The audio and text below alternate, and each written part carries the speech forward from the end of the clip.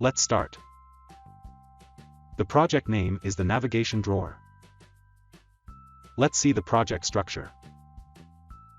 Here we have the main activity, and 3 fragments, fragments 1, 2, and 3. In the UI, we have an activity_main.xml file, which is the layout of the main activity.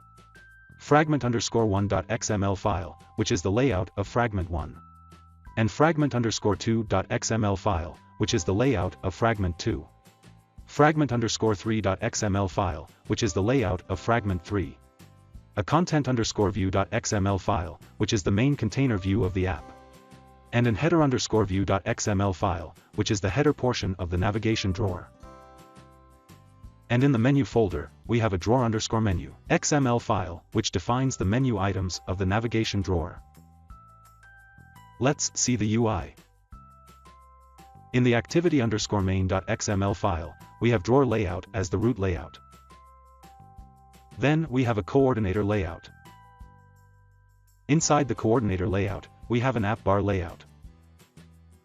Inside the app bar layout, we have a material toolbar. The navigation icon attribute is set to a burger menu image. This icon opens and closes the navigation drawer. Below the app bar layout, we included the content_view.xml file. Here we have the navigation view, which is the actual navigation drawer.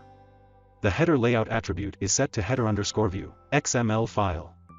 The menu attribute is set to drawer_menu.xml file. In the content_view.xml file, we just have a constraint layout as the root layout. All the fragments will be shown within this constraint layout. In the header_view.xml file, we have the constraint layout as the root layout. Then we have an image view and text view, which will be used to show the user's profile picture and user's name. In the fragment 1, 2, and 3, we simply have a text view in the UI.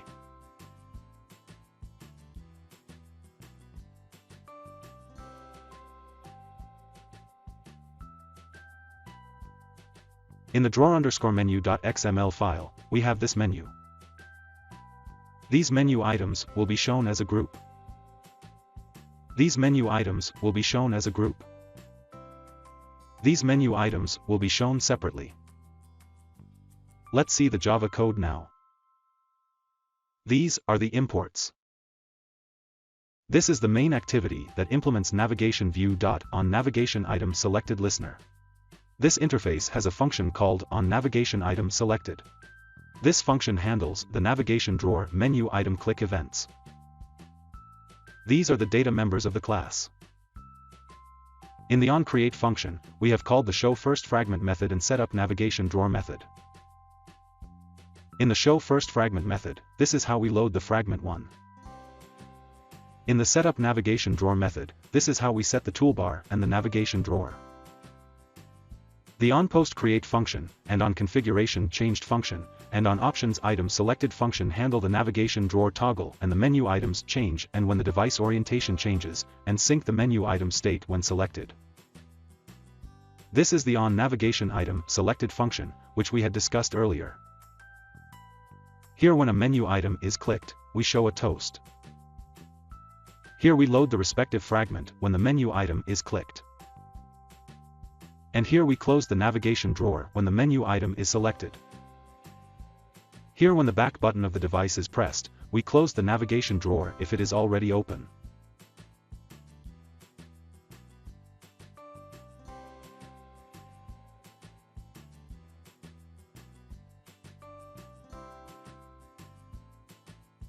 Let's run the app.